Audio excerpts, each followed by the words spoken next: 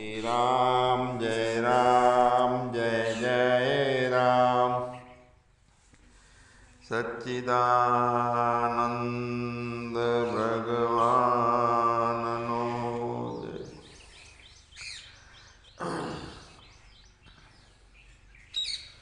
રોજ આપણે જ્ઞાન સભાની અંદર પોતાને જોવાની યથાર્થ રીત એના વિશે બહુ વાતો કરીએ છીએ. રોજ સત્સંગ એનો લઈએ છીએ. આપણી મનની જે દશા છે એ મનની બધી દશા આખી ખતમ કરવાની છે. મનનો કેવું છે એનો નાશ થતો હશે કે નહીં થતો એ ખબર નથી, પણ મનની અંદર જેટલું જેટલું પકડાય છે એ દશા રહિતની એક ભૂમિકા. તો જેટલી જેટલી દશા મનની ખતમ થતી જશે એમ એમ વાસનાનો ક્ષય થતો જાય.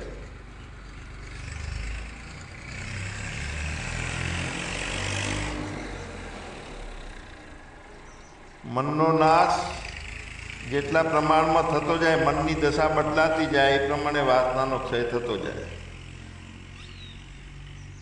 આપણે આપણામાં પોતાનામાં અનુસંધાન કરવાનું છે, એકતા કરવાની છે.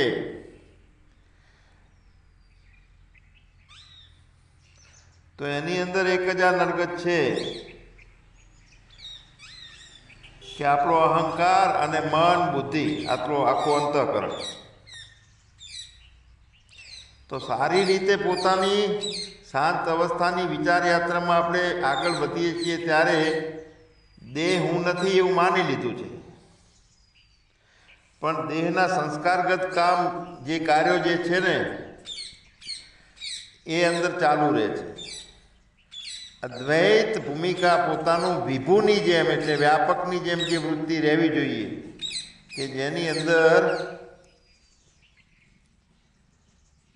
મન તિરોહિત થતું બંધ થઈ જાય. અંતઃકરણ બધી પ્રતીતિ રહે, દેખાય ખરી, પણ સીમિતતાઓ જે છે, પરિચિંતાઓ બધી તૂટી જાય. નાનાપણા પ્રારબ્ધ યોગે આપણો વ્યવહારિક કામો બાકી હોય એ બધા ચાલુ રહે પ્રતીતિની જેમ. તો પોતાનામાં અનુસંધાન કરવાનું છે. તો કોનું કરવાનું છે? વાસ્તવિકતાથી તો કાંઈ છે નહીં. શું કરવાનું છે? પણ એક જ છે, બીજું કાંઈ નથી. એ અનુભવ કરવો છે. એટલા માટે વેદાંત ને વેદો, બ્રહ્મસૂત્ર ને આ બધા અભ્યાસની જરૂર પડે છે. વિદ્યા, આત્મવિદ્યાની, બ્રહ્મ વિદ્યાની જરૂર પડે છે. એટલે કહે છે કે બ્રહ્મ વિદ્યા આપનોતિ પરમ.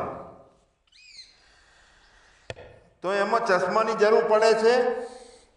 તો કયા ચશ્માની જરૂર પડે છે એવું જોવા માટે? તો નેતિ નેતિ નેતિ નેતિ નેતિ, કાંઈ નથી, કાંઈ નથી, કાંઈ નથી. અને એના પછી આપણું હોવું જ રહે છે. તો હોવું રહે છે એ પોતે પોતાની જાત છે, પણ બીજે બધે જે ચાલુ રહે છે જોવાનું, અનુભવો, અંતઃકરણ, પ્રતીતિ માત્ર, પણ ત્યાં સજાતીય વૃત્તિ રહેવી જોઈએ. એટલે બ્રહ્મ દશા જે છે એ દશાની અંદર એ સાક્ષી બનેલો છે. એને બેપણું કદી દેખાય નહીં. જ્યાં બેપણું દેખાય છે ત્યાં સુધી પોતે ઠીકઠાક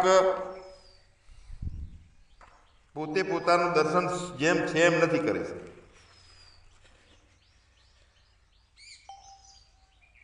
જેટલું જેટલું સત્ય દેખાય છે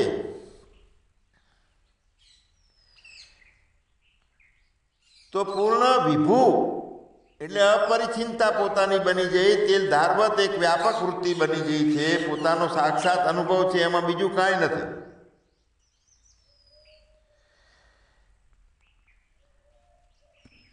તો ત્યાં સત્ય કોઈ પકડાતું નથી અને અસત્ય જે સત્ય માની લીધું છે એની ભ્રાંતિ એ મિથ્યા છે કે દૂર કરવાની કાંઈ આવતી નથી. પોતાનું જેમ છે એમ વાસ્તવિક સ્વરૂપ રહે છે.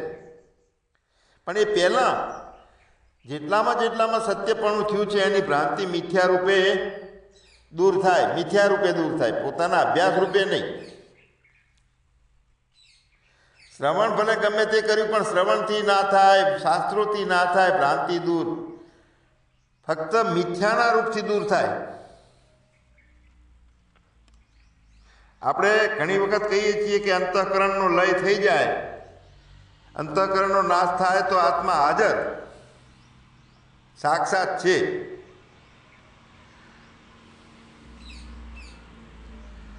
તો આત્મા સાક્ષાત્કાર છે તો એ વખતે અંતઃકરણ છે તો પ્રાપ્ત થયો છે.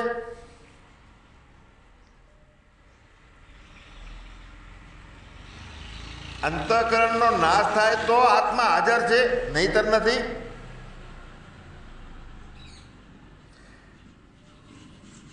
તો પછી અંતઃકરણ છે એટલે પ્રતીત થાય છે આત્મા, એમ ને? પ્રતીતિ છે આત્મા એવું પણ નથી.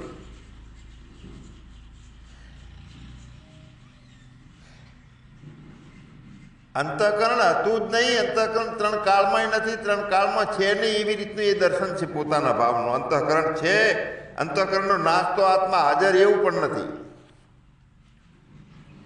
તો જે એક સત્ય ભાવ છે જેને જીવ ભાવ આપણે કહીએ છીએ એ હૃદયની અંદર પ્રકાશ એનો ચાલુ રહે છે. તો એ જીવ ભાવનું સત્યપણું જે છે એના બદલે હૃદયમાં મિથ્યાપણું જો દાખલ થઈ જાય તો નેતિ નેતિ નેતિ નેતિ યથાર્થ રીતે આપણું સિદ્ધ થયું કહેવાય. નેતિ નેતિ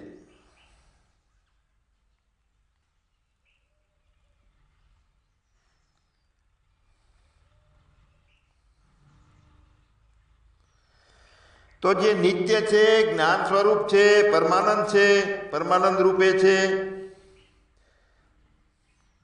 તો પોતાના સ્વરૂપમાં નેતિ નેતિ નેતિ કરતા શું અનુભવ રહે છે કે જે નિત્ય છે કે ના કાંઈ નથી, નિત્ય અનિત્ય કાંઈ નથી.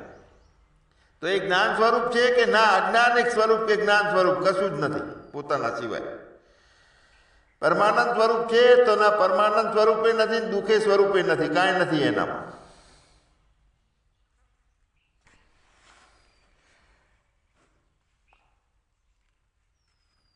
કશું જ નથી, એમાં કશું જ નથી. જો એમાં નિત્ય છે એ તો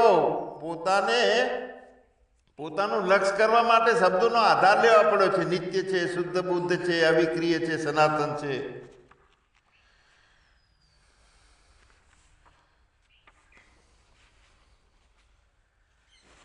શાસ્ત્રોએ બધું કેવું પડ્યું છે કે કર્મોનું વિધાન છે શાસ્ત્રોમાં, પણ એનો પણ એક હેતુ છે.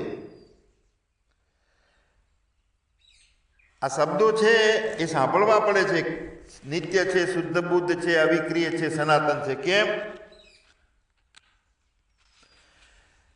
કે પોતાને જે લક્ષ્યમાં કોઈ સંશય ના રહે એટલા માટે. જે નિત્ય છે એમાં કોઈ સંશય ના બચે એટલા માટે.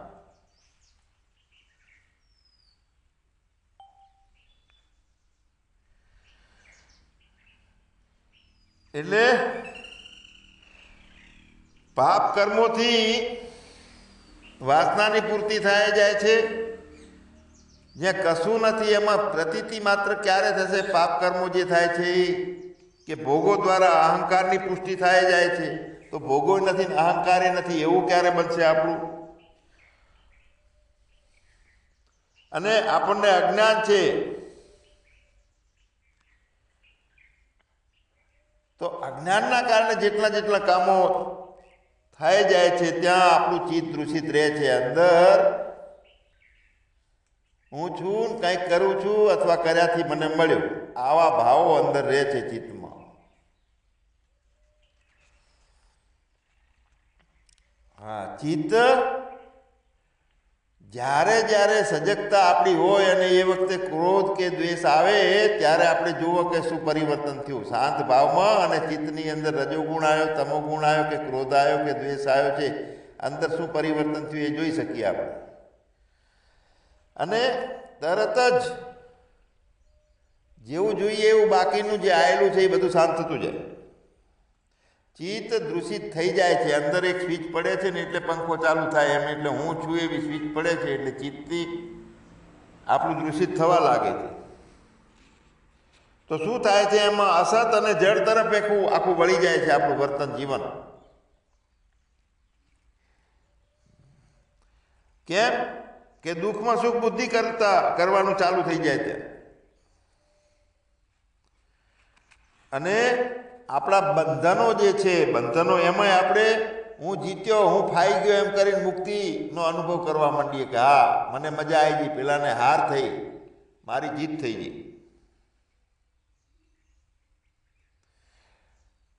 પણ આવા ચિત્તની અંદર સંસાર ભરેલો છે તો એ ચિત્તના વિલાસની અંદર અમૃત તત્વ રહેલું છે એવી રીતનો રસ દાખલ થાય છે કે હા હું તો મારા જેવો સુખી કોઈ નથી. તો કારણ શું છે કે મોહ. મોહ એટલે હૃદયની અંદર ચિત્ત ને મન પડ્યું છે અને જગત ભાવો કરે છે. મોહના કારણે દેહના કેન્દ્રની અંદર, દેહના ભાવની અંદર હૃદયની અંદર જે ચિત્ત અને મન અને એના સંસ્કારો એના ચાલુ રહે છે. એટલે આપણે પોતે અહમ કેન્દ્રિત થઈ જઈએ છીએ, દેહવાળા, અહંકારવાળા થઈ જઈએ છીએ. નાની નાની વસ્તુઓને અને એના સિદ્ધાંતોમાં તરત જ અહમ બુદ્ધિ થઈ જાય છે એમાં, ઝીણી ઝીણી વાતોમાં. તો ટૂંકમાં જે કાંઈ આ સ્થિતિ આપણી નિર્માણ થઈ જાય છે એ વાસનાના વિક્ષેપવાળા આપણે બની જઈએ અને કર્મનો એક ગંદકી છે. કર્મ કરું છું, કર્મનું ફળ જોઈએ છે એટલે મળ છે એક જાતનો. મળ અને વિક્ષેપવાળા આપણે છીએ. હવે ભગવાન આપણે ના કુછ હે ના હુઆ ના હોનહાર એ દશા આપી નિયમિત બનવાની છે ને એની અંદર વ્યવહારની અંદર આ સત્ય માની અને મળ અને વિક્ષેપવાળા આપણે રહીએ તો જેમ જેમ મોક્ષ પ્રાપ્ત કરવાનો છે એ ભૂમિકા તો એ નહીં થાય. તો ત્યાં મોક્ષ પ્રાપ્તિ માટે શાસ્ત્રીય કર્મો કરવા જોઈએ. શાસ્ત્રને બધે બતાવ્યું છે કે નિહિત કર્મોનો ત્યાગ કરવો જોઈએ. વિધિ અને નિષેધનો કાયદો બતાવ્યો છે આપણને શાસ્ત્રોએ.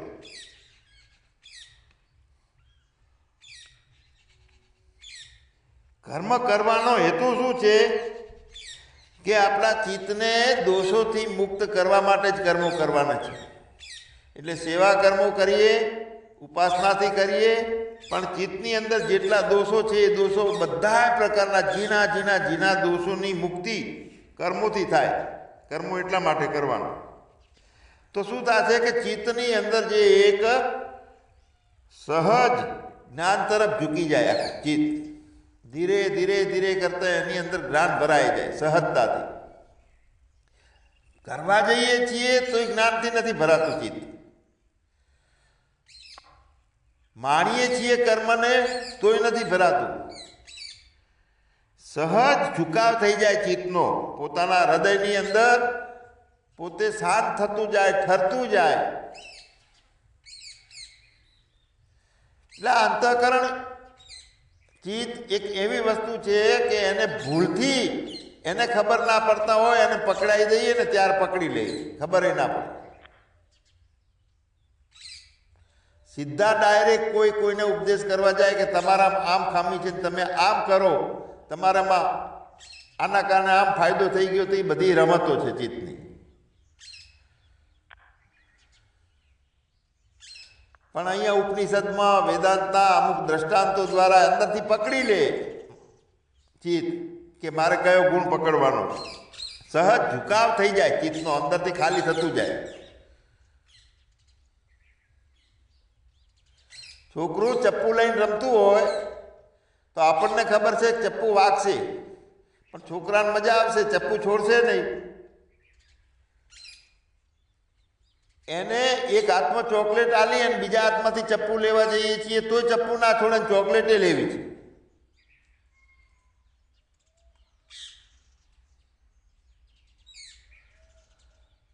પણ ખૂબ બધી ચોકલેટનો ઢગલો કરીને પાછળથી જતા રહીએ ને એટલે ચપ્પુ એક બાજુ મેલી ચોકલેટો ભેગી કરવા રહે એટલે એ વખતે ચપ્પુ ખણી લેવાનું અંદર.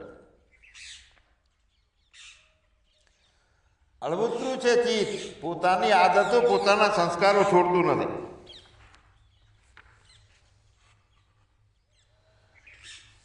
એટલે મન માન્ય કર્મો કરવાની જે આદત છે, મન માન્ય કર્મો કરવાની અહંકાર, તો એ તો અહંકારને આપણે પોષણ કરીએ છીએ, પોષિત કરીએ છીએ, મોટો કરીએ છીએ મન માન્ય કર્મો કરવાથી. તો સદગુરુ સત્શાસ્ત્રથી અજ્ઞાનનું નિવારણ કરવાનું છે, કર્મના અભિમાનને મટાડવાનું છે.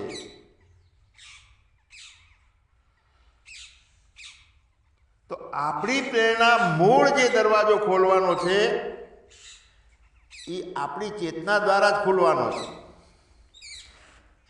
મેલી ચેતના નહીં હોય, મળ અને વિક્ષેપને પામેલી નહીં હોય.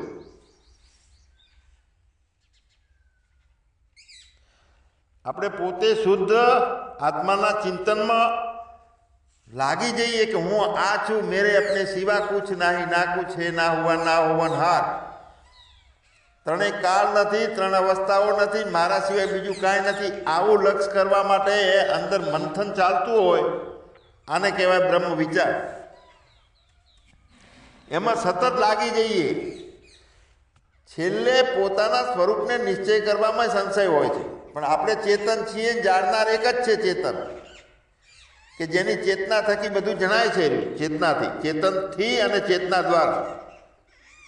ચેતનથી જણાય છે અને ચેતના દ્વારા જણાય છે. તો આ રીતે શુદ્ધ પોતાના આત્મચિંતનમાં આપણે જ્યારે મશગુલ થઈ ગઈએ છીએ ત્યારે ચિત્ત એકદમ શુદ્ધ થઈ ગયેલું હોય છે.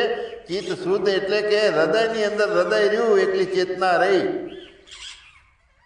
અને બીજું બધું જેટલું દેખાય, અનુભવાય, થાય, કરવું, ભાવો જેટલા પ્રકારના છે એ બધા અહીંયા ન્યુટ્રલમાં હોય. બધું બીજું કશું જ ના હોય અને હોય. તો આવું આપણે નિત્ય પોતાનું બનવું છે. તો શું એમાં બધા કર્મોને બધાને છોડી દેવાના છે? બધું જગત છોડી દેવાનું છે, જગ્યા છોડી દેવાની છે, કપડાં છોડી દેવાના છે. તો સર્વ કર્મ સંન્યાસ એટલે શું છે કે હૃદયની અંદર એક ભાવનો સંન્યાસ થાય છે.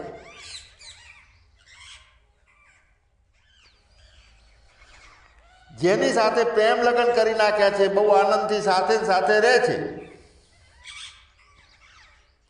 તો એ વખતે સહેજ પણ દુખાવો હોય તો એને દવાખાને લઈ જાય ને આમ બહુ સેવા કરે.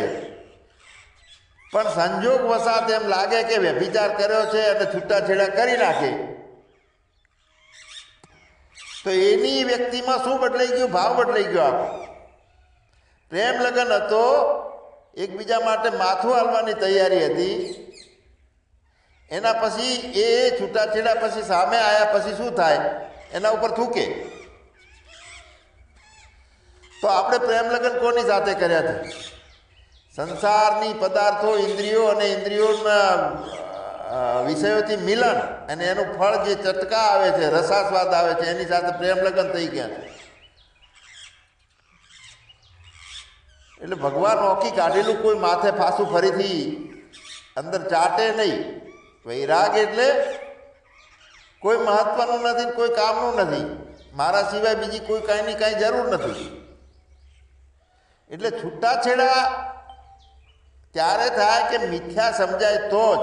જેટલું જગત પકડ્યું છે જગત સાથેના છૂટાછેડા એટલે પછી એ રસ્તે જવું નથી, તેનો મારા કે ના પૂછે છે જ નહીં, તો પછી શું કરવાનું? આનું નામ છૂટાછેડા. મારા જીવનમાં પછી એનું મહત્વ જ નથી રહ્યું, કોઈ વિષયનું કાંઈ છે જ નહીં. આવી પોતાની શુદ્ધિ, ના કુછ હે ના હુઆ ના હોવનહાર, તો ખેલ પૂરો થઈ જાય ત્યાં. આ છે મોક્ષ. મોક્ષ મતલબ બ્રહ્મ અને આત્માનો એક બોધ થઈ જાય અને એવી ભૂમિકા નિર્માણ થઈ જાય કે કરોડો જન્મોથી જે ના કામ થતું એકતાનું, એ ફક્ત આ બ્રહ્મ વિચારથી સિદ્ધ થઈ જાય તરત જ. મેરે અપના સિવા કુછ નહીં, તો બીજો સામે આ લાલ કપડું પડ્યું છે ને એના બદલે મને લીલું ગમે છે, તો લીલું લાલ બધું હરખું છે. પછી મારા સિવાય કાંઈ નથી, તો મારી અંતર્ગત બધું સત થઈ અને પકડાય છે કે અસતને મિથ્યા રાખી રમાય છે. એમાં રમવાનું છે. અસતને મિથ્યા હોય તો ખાલી રમણ હોય. પણ જ્યાં જીદ ને આગ્રહો આવે છે, આમ નહીં, આમ, આ હોવું જોઈએ, આ ના હોવું જોઈએ. અરે ભાઈ, જ્યાં ગાયે ગોબર કર્યું છે, કૂતરાએ ગોબર કર્યું છે, માણસોએ ગોબર કર્યું છે, એમાંથી આ ચીકુ ઉગ્યા. એની એ પૃથ્વીમાંથી જે મીઠો રસ છે એ ખેંચીને એનું દૂધ હાથ ચોટી જાય એવું એનું ચીકુનું દૂધ હોય છે, આ ખેંચી ખેંચીને એમાં ભર્યું છે. તો આ તો શું છે? બધું મળ અને ચામડી ને જે ચરબી માંસ ને પાછું એનું એ ચીકુ ભરેલું છે. અને ચીકુમાં આપણે શુદ્ધ માનીએ છીએ, તો બધું અશુદ્ધ જ છે. પરિવર્તન ખાલી થાય જાય છે, પ્રક્રિયાઓ થાય જાય છે. બાકી આ સારું ને આ નબળું, આ ખેલ તો આપણા મનના છે બધા, અને એ ખોટા ખેલો છે. બધું પૃથ્વી તત્વમાંથી આવે છે. સારું કીધું તો ખોટું ભૂલ પડી, અને ના સારું કીધું તો ભૂલ પડી. આપણે આપણાને ના છોડ્યા તો બસ. એટલે કરોડો કર્મોથી પણ જે કામ નથી થતું એ આપણા વિચારથી થાય છે. યથાર્થ કેમ કે બંધન અને નોખાપણું એ અજ્ઞાન છે, અને અજ્ઞાનનો સાચા અર્થમાં વિચાર કરતા નથી. એના કારણે એ ટકી રહે છે બધું કર્મોનું બંધન. અને આપણે નોખા છીએ ને એકબીજા અલગ અલગ છીએ, પરમાત્મા નોખો છે. બ્રહ્મ આત્માની એકતા એની અંદર એ જીવ છે એ અનેક નોખો છે. એટલા માટે તો જગતના અનેક પ્રકારના ભાવોમાં રમે છે. હવે એ જીવ જે છે એની અંદર અવિદ્યાનું આવરણ તૂટી જાય, જેમ જેમ પોતાને જાણી લે છે, તો એને નોખાપણાની એક પણ પ્રકારની વૃત્તિ થતી નથી. આત્મા જે છે એ જ મોક્ષ છે, અને આપણે આત્મા છીએ, ચેતન છીએ. છતાં એ આત્મા છે જીવપણામાં રમે છે, અને જીવપણામાં મોક્ષ માટે કરીને મહેનત કરે છે, તરફડિયા મારે. એ જીવ છે એ પોતે મોક્ષ જ છે, એનું સ્વરૂપ જ મોક્ષ છે. પણ શું છે? પકડ્યું છે શું? કેટલું બધું એ પકડવાનું માયા અને અવિદ્યાના કારણે જેટલું પકડાય છે, એના કારણે હું બંધનવાળો થઈ જઉં છું. પોતાનું સ્વરૂપ જ મોક્ષ સ્વરૂપ છે, અને કાયમ માટે નિત્ય શુદ્ધ બુદ્ધ મુક્ત જ છે. જો મોક્ષ નોખો હોત, નોખા દેશમાં હોત, નોખા કાળમાં હોત, તો એ દેશ અને કાળ બદલવા માટે કર્મો કરવા પડે, કંઈક છોડવું પડે, કંઈક પકડવું પડે. તો જે મોક્ષનું સ્વરૂપ છે, જે આત્મા છે, પોતે ભાવથી પકડાય છે. ના, શરૂઆત થાય ભાવથી પકડવાની.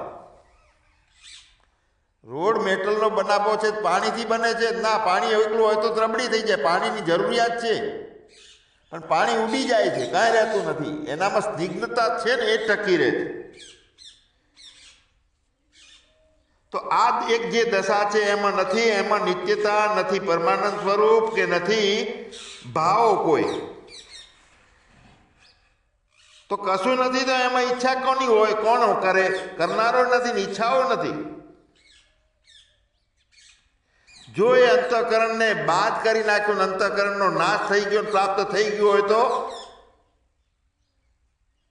અંતઃકરણના કારણે નતું પ્રાપ્ત, એવું તો આપણી માન્યતા હતી ખાલી. પણ અંતઃકરણનો વિનાશથી એ પ્રાપ્ત થાય છે. તો પછી પોતે આત્મા છે એમ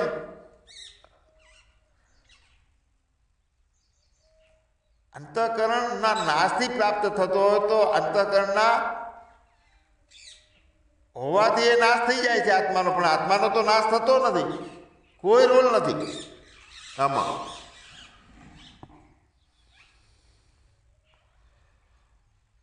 અંતઃકરણ છે એટલે આત્મા ખોવાઈ ગયો છે એવું લાગે છે, તો એ ભયવાળી વૃત્તિ છે. ભય છે, અને ભય છે એ જ ભ્રાંતિ છે. જે નિત્ય છે, જ્ઞાન સ્વરૂપ છે, પરમાનંદ સ્વરૂપ પોતે છે. અને એવો નથી, સ્વયંભૂ નથી, સ્વપ્રકાશ નથી, સ્વસંવેદ નથી, તો એવો એ જીવ છે, આત્મા નથી, પછી ખરડાઈ ગયેલો છે. જે આપણો પોતાનો હોવું જે છે કે નિત્ય પરમાનંદ સ્વરૂપે હોય છે, અને કંઈક ને કંઈક અજ્ઞાનના કારણે બીજો દેખાય છે, અનિત્યના બદલે નિત્યના બદલે અનિત્ય દેખાય છે, આનંદ સ્વરૂપના બદલે દુઃખ સ્વરૂપે લાગે છે, કારણ કે કંઈકનું કંઈક અજ્ઞાન આપણું છે. અને જેવો છે એવો દેખાતો નથી. એનું કારણ શું છે કે એને આપણે બીજી રીતે જોયો એટલે એવો દેખાવા લાગે છે, અજ્ઞાની રીતે જોયો એટલે અજ્ઞાન વાળો દેખાવા લાગે છે, ભય વાળો જોયો એટલે ભય વાળો દેખાવા લાગે છે. જો આપણું ચિત્ત શુદ્ધ થઈ જાય તો ફક્ત ને ફક્ત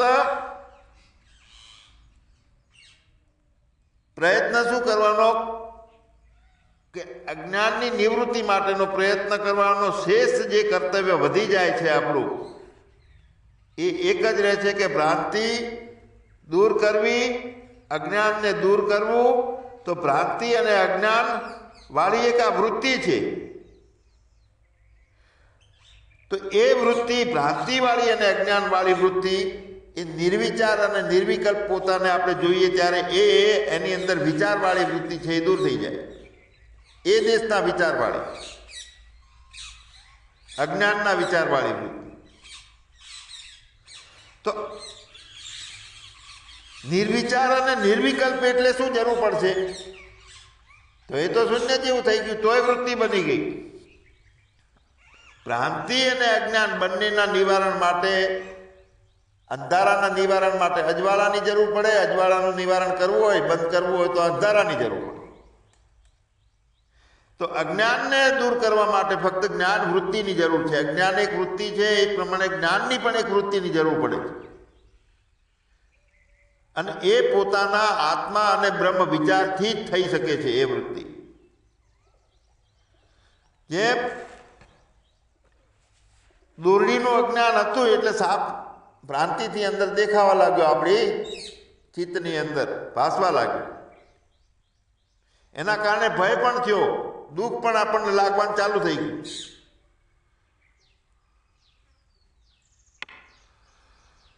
તો એ શેનાથી જાય છે? લાકડી મારવાથી સાપ મરે છે કે? એના માટે કોઈ કર્મ કરવું પડે છે, યજ્ઞ કરવો પડે છે, દાન કરવું પડે છે, બાધા રાખવી પડે છે ગોગા મહારાજની કે તમે જતા રહો. તો સર્પ નામની એક વૃત્તિ બની છે. તો સર્પ નથી એવી વૃત્તિ, રાંધવાની વૃત્તિ બને તો સર્પની વૃત્તિ ખતમ થઈ જાય છે અંદરથી.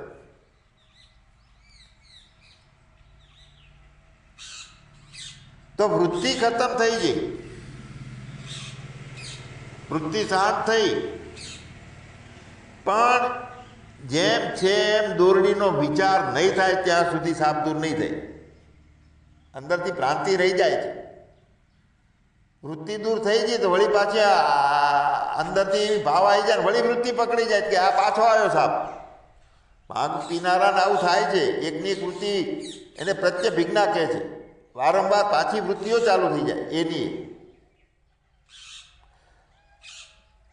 માનસિક દર્દીને અહીંયા બેઠા બેઠા એમ લાગે કે હે પોલીસ આવશે મને પકડી જશે, તો એને ટેમ્પરરી કોઈક સત્સંગમાં કે બગીચામાં ફરવા લઈ જઈએ, પાછો નવરો બેઠો હોય ત્યારે કે હે પોલીસ આવ્યો, પકડો પકડો પકડો પકડો, પોલીસ આવ્યો, આમ ચાલુ થઈ જાય. તો એવી વૃત્તિઓ ઓટોમેટિક બની જાય છે. તો જેમ છે રસ્સીનો વિચાર કરીએ, રાંધવાનો વિચાર કરીએ કે આ તો રાંધવું જ છે, આટલું જ છે, 2 હરવાળું છે, 3 હરવાળું છે, જાડું છે, પાતળું છે, એનો બરોબર વિચાર કરીએ એટલે હાફ દૂર થાય. એ પ્રકારે પોતાના શુદ્ધ આત્મ સ્વરૂપમાં અજ્ઞાનના કારણે જે બીજું બધું પહેરી ગયું છે,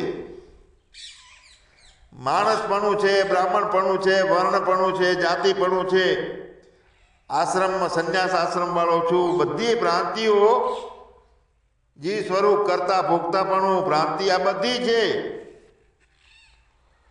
તો ભાવોથી